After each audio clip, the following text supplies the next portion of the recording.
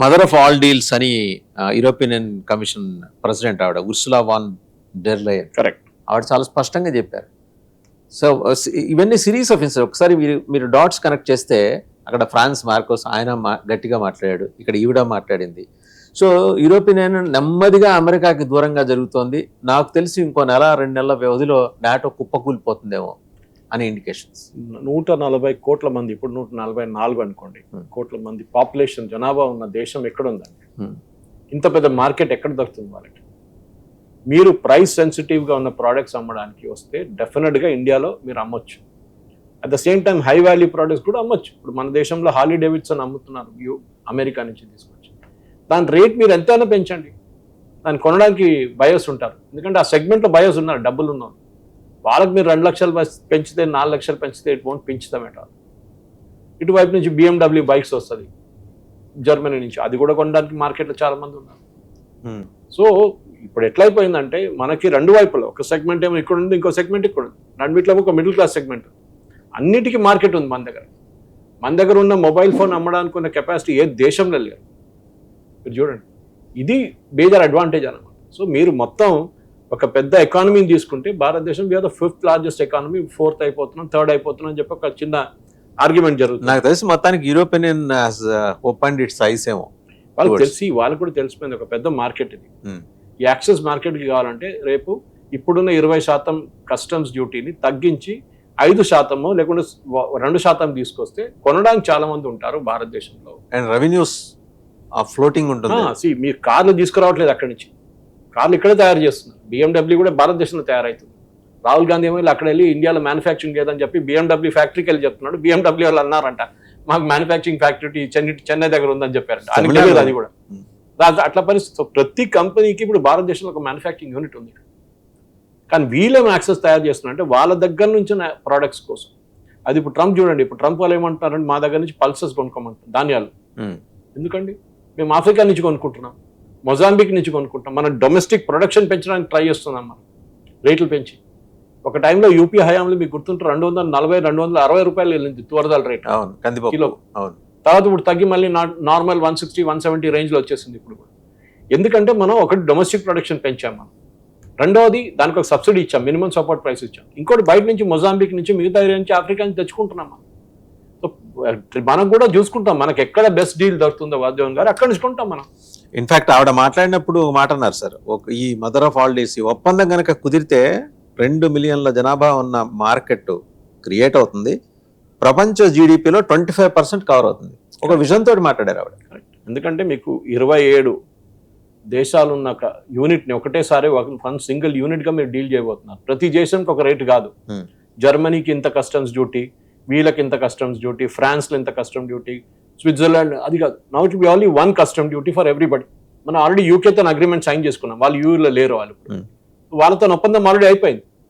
మనకి ఇప్పుడు యూతో చేయబోతున్నాం, and that is the bigger body. సరే US is still very big, కానీ ఇప్పుడు కూడా చూడండి మనం యుఎస్కి అమ్ముతున్నాం. యుఎస్ ఎక్స్పోర్ట్, నిన్న కూడా ఒక స్టేట్మెంట్ వచ్చింది వాసుదేవన్ గారు, యుఎస్ లో బయట నుంచి పంపించిన ఎక్స్పోర్ట్, ఇప్పుడు మనం ఇక్కడ నుంచి ఎక్స్పోర్ట్ చేసినప్పుడు ఈ టారిఫ్ లో మన మీద పడ్డది ఇంపాక్ట్ 4%. 4% కంపెనీల మీద ఇంపాక్ట్ పడ్డది. మిగతా 96% అమెరికన్ ఇంపోర్టర్స్ కట్టారు, అక్కడున్న కన్జ్యూమర్స్ కట్టారు. ట్రంప్ ఏమంటున్నారు, 200 బిలియన్ నేను తీసుకొచ్చాను చూడండి. ఆ 200 బిలియన్ వాళ్ళదే, 196 బిలియన్ అమెరికన్ కన్జ్యూమర్స్ కట్టింది, మనం కట్టింది 4 బిలియన్ అంతే. ఇంపాక్ట్ లేదు. దానికోసం చూడండి నవంబర్లో మన ఎక్స్పోర్ట్స్ పెరిగింది. లాస్ట్ టైం కూడా దీని మీద మాట్లాడాను సార్. డెఫినెట్గా ఇదే జరుగుతుంది. Trump is not realizing it. Basmati rice కొనడానికి మీరు ఎక్కడికి వెళ్తారు? భారతదేశం దగ్గరికి రావాల్సిందే. మాక్సిమం పాకిస్తాన్కి వెళ్తారు, వాళ్ళ క్వాలిటీ అంత బాగాలేదని చెప్పి మన దగ్గర తీసుకుంటారు. సో నిన్న దాకా ఇచ్చే కన్జ్యూమర్ $10 ఇచ్చే కన్జ్యూమర్ $15 ఇస్తున్నారు. ఎవరికి డబ్బులు పోతున్నాయి? యుఎస్ డబ్బులు పోతుంది. మనకు ప్రాబ్లం లేదు. సరే మన ఇంపాక్ట్ షార్ట్ టర్మ్ ఇంపాక్ట్ ఉండే, టెక్స్టైల్స్ మీద ఉండే, రొయ్యల మీద, మన స్ట్రిమ్స్ మీద ఉండే. కానీ మన కొత్త మార్కెట్లు చూసుకుంటే ఇప్పుడు రేపు యూరోపియన్ యూనియన్ ఓపెన్ అవుతుంది, ఇదంతా అక్కడ వెళ్ళిపోతుంది మొత్తం. రేపు ఎలాగో 27th మీటింగ్ అవుతుంది కదా సార్, ఇండో EU సమ్మిట్ లో ఇది అనౌన్స్ చేయబోతున్నారు. 26 తారీఖు వీళ్ళు వచ్చిన తర్వాత I think 27th mostly summit ఉంది. సమ్మిట్ లో ఎందుకంటే ఇది 25th నుంచి 27th దాకా స్టేట్ విజిట్ లో ఉన్నారు అక్కడ. ఇది డెఫినెట్ గా ఈ సెక్యూరిటీ కూడా సైన్ చేయబోతున్నాం మనం. Going to sign security dialogue also with that. అంటే ఆయుధాలు తెప్పించుకోవడానికి మనం ఆయుధాలు అక్కడ అమ్మచ్చు, వాళ్ళ ఆయుధాలు ఇక్కడ అమ్మచ్చు. రేపు మన బ్రహ్మోస్ వాళ్ళకి అమ్మొచ్చు ఏదైనా దేశానికి అక్కడ కావాలంటే. యూరోప్లో కూడా చాలా చిన్న చిన్న దేశాలు ఉన్నాయి, వాళ్ళు కొనొచ్చు. గ్రీస్ కొనొచ్చు. Greece is very friendly with us, ఎందుకంటే వాళ్ళ థ్రెట్ టర్కీ వైపు నుంచి ఉంది వాళ్ళకి. ఓకే, న్యాచురల్లీ గ్రీస్ మన దగ్గర తీసుకుంటారు. సైప్రస్ అగైన్ టర్కీ చాలా పెద్ద, అక్కడ వాళ్ళ ఐలాండ్ వచ్చి కూర్చున్నారు వాళ్ళు, టర్కీ వాళ్ళు. సో వాళ్ళు మనతో ఒప్పందం చేసుకున్నారు, ఇజ్రాయెల్తో ఒప్పందం చేసుకున్నారు Greece and Cyprus. So definite గా మనం వాళ్ళకి ఆయుధాలు అమ్మొచ్చు రేపు. ఇప్పుడు చూడండి ఇవాళ న్యూస్ వచ్చింది, అర్మీనియాకి అమ్మేమంట మనం బ్రహ్మోస్. So we are selling. ఎందుకు అమ్మొద్దండి, డెఫినెట్ గా అమ్ముతాం. ఇప్పుడు యూఐ కూడా రేపు జరగొచ్చు అని చెప్తున్నారు అందరు. ఇంకొక బ్యాటరీ యూఐకి ఆల్రెడీ మనం ఫిలిపీన్స్ కి అమ్మాం మనం. So we will sell more, దానికి ప్రాబ్లం ఉండదు ఇక్కడ. ఎకనామిక్ ఒకటే కాదు, ఈవెన్ సెక్యూరిటీ ఇంప్లికేషన్స్ కూడా ఉంటుంది. రెండు అంటే మల్టిపుల్ కంప్లీట్లీ, ఎందుకంటే చాలా మటుకు. And US is more worried because sir European council president Antonio Costa, తర్వాత సరే ఈవిడ కమిషన్ చైర్పర్సన్ గా ఉన్నారు, ఆవిడ వస్తున్నారు, వాన్ డెర్ లెయన్, వీళ్ళిద్దరూ రావటం అనేది కొంచెం బెంగ పట్టుకొని ఆయన అంబాసిడర్ వచ్చి మనల్ని ప్లీజ్ చేసే కార్యక్రమం మొదలెట్టాడండి. కరెక్ట్. ఇప్పుడు ఈ ఒప్పందం పెట్టగానే ఏమవుతుందంటే నెక్స్ట్ స్టెప్ పార్లమెంట్కి వెళ్తుంది, యూరోపియన్ పార్లమెంట్కి వెళ్తుంది. కొన్ని ఇండివిజువల్ దేశాల పార్లమెంట్స్ కూడా బిల్ పాస్ చేయాల్సి వస్తుంది. అది కూడా ప్రాసెస్ ఉంటుంది. కొన్ని అయితే ఇమీడియట్ గా ఇంప్లిమెంట్ అయిపోతుంది కొన్ని దేశాల్లో, కొంతమంది ఒకటో 2 నెలలు తీసుకుంటారు. That's not an issue at all. కానీ ఇప్పుడున్న దాని ప్రకారం ఈ స్ట్రాటజిక్ గా ఉన్న ఎకనామిక్ కానీ జియో పొలిటికల్ టర్నింగ్ పాయింట్లో చూస్తే EU భారతదేశానికి ఒప్పందం జరగబోయేది ఐ థింక్ లోకంలో it will be one of the biggest trade deals ever అని చెప్పొచ్చు. దానికోసం ఆమె ఆ వర్డ్ కూడా యూజ్ చేస్తుంది, Ursula, that it is the mother of all deals.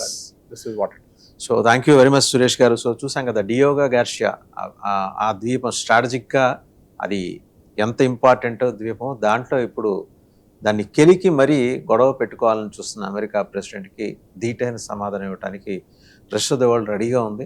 అలాగే ఫ్రాన్స్ ప్రెసిడెంట్ ఆయన ఒక ప్రైవేట్ మెసేజ్ ఆయన పెట్టింది, ట్రంప్ పెద్ద మనిషి తీసుకొచ్చి సమాజంలో చూపెట్టడం మీద ఆయన చాలా సీరియస్ అయ్యాడు. నువ్వేదో అక్కడ గాజాని పునర్నిర్మించే కార్యక్రమం పెట్టుకుంటే నేనెందుకు డబ్బులు కట్టాలి, నాకు స్టేక్ ఏంటి, అక్కడ నాకు వచ్చే ప్రయోజనం ఏంటని ఆయన అడిగాడు. ఎవరు మాట ఇంట్లా. ఇరాన్కేమో మెసేజ్ పెట్టాడు, ఏది దాంట్లో ట్విట్టర్ ఎక్స్లో పోస్ట్ చేశాడు, help is on the way. Help లేదు, లేదు. ఇప్పుడు వాళ్ళు అనవసరంగా 2000 మంది ప్రాణాలు కోల్పోయి ఇరాన్ చాలా దుర్భరంగా మారిపోయింది ఇరాన్ పరిస్థితి. సో ట్రంప్ని నమ్మిన వాడు ఎవడైనా సరే కాలిపోతాడనే దానికి బెస్ట్ ఎగ్జాంపుల్స్ అన్నీ చూసుకున్నాం. గ్రీన్లాండ్ మీద అడావిడి చేశాడు, తగ్గాడు. ఇప్పుడు ఇటు వస్తున్నాడు, డియాగో గార్షియా వైపు వస్తున్నాడు.